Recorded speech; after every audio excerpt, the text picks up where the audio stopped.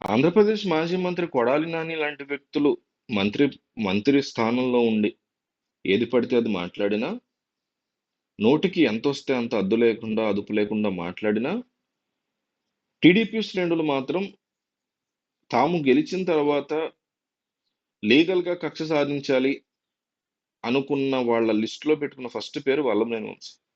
Kodali Nani second place ఉంటారు. ఎందుకంటే third ప్లేస్‌లో చాలా ఉన్నాయి పేర్లు. అంబటి రాంబాబు, రోజా, పేర్ని నాని ఇట్లా చాలా ఉన్నాయి. ఎందుకు వల్లభనేని వంశీ ఎందుకు టాప్ లిస్ట్‌లో ఉన్నారంటే తెలుగుదేశం పార్టీ ఆఫీస్ మీద దాడి చేసినందుకా? కాదు.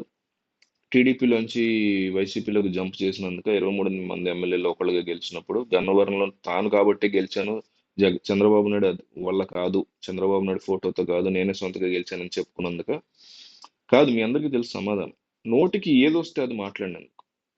ఒక వ్యక్తి పుట్టుక గురించి అత్యంత నీచంగా మాట్లాడినందుకు, ఆ వ్యక్తి వేరే వ్యక్తికి వేరే తండ్రికి పుట్టాడు అంటూ ఇండైరెక్ట్ గా ఒక ఆడ వ్యక్తి యొక్క పర్సనల్ థింగ్స్ ని అత్యంత దారుణంగా కామెంట్ చేసినాడు. అట్లా ఎవరు చేసినా తప్పే. నేను అయ్యన్న పాత్రుడు, జగన్మోహన్ రెడ్డి మీద మాట్లాడినటువంటి తీరును కూడా ఖండిస్తా. కానీ అట్లాంటి వ్యక్తికి స్పీకర్ ఇవ్వడం కూడా నాకు నచ్చలేదు. వెరీ రాంగ్ ఐడియాలజీ అది. జనంలోకి మనం చాలా రాంగ్ మెసేజ్ పంపిస్తున్నట్టు సొసైటీ. రానున్న జనరేషన్స్ లో ఇదంతా తప్పే ఉంది, ఇదంతా సహజమేనేమో.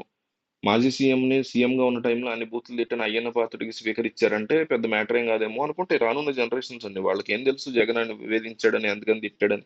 ఏదైనా సరే ఒక క్రమబద్ధీకరణ, ఒక తప్పు జరిగినప్పుడు దాన్ని సరి చేసుకుని, దాని తర్వాత క్లీన్ చేసుకుని, దాని తర్వాత మళ్ళీ ఆయనకి ఇవ్వడం తప్పు లేదు. కానీ ఆయన ఒక క్షమాపణ కూడా చెప్పలేదు ఈ రోజు వరకు జగన్. చెప్పాల్సిందే తప్పులేదు.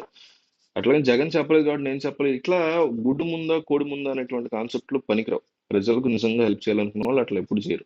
సరే ఇవన్నీ పక్కన పెడితే ఈ రోజు వల్లభనేని వంశీని అరెస్ట్ చేయడం అనేది చాలా పెద్ద అంశం కింద మనం కన్సిడర్ చేసుకోవాలి.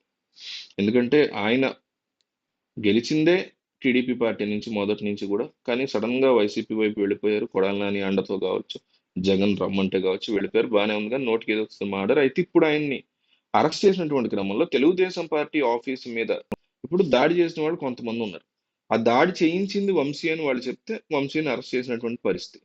కొంతమంది అరెస్ట్ ఉన్నారు, కొంతమంది గోప్యంగా ఎక్కడో ఉంచారన్నారు, కొంతమంది అమెరికా పారిపోయారన్నారు, కొంతమంది ఇంకా ఇంకా ఆయన్ని ట్రేస్ అవుట్ చేయలేదు అంటారు. ఇట్లా రకరకాల మాటలు ఉన్నాయి. ఫర్ ఎగ్జాంపుల్ అరెస్ట్ చేశారు అనుకుంటే మరి వాళ్ళు చెప్పినారని ఈయన అరెస్ట్ చేసినప్పుడు ఈయన కూడా చెప్తారుగా, నాకు జగన్మోహన్ రెడ్డి వైపు నుంచే ఆదేశాలు వచ్చాయి అందుకే నేను చేశాను అనేసి ఆయన కూడా చెప్తారు కదా. సో అప్పుడు జగన్మోహన్ రెడ్డి మీద కూడా వెళ్ళేటువంటి ధైర్యం కూటమి పోలీసులు చేస్తారా, కూటమి ప్రభుత్వంలోని పోలీసులు చేస్తారా అనేది బిగ్గెస్ట్ క్వశ్చన్.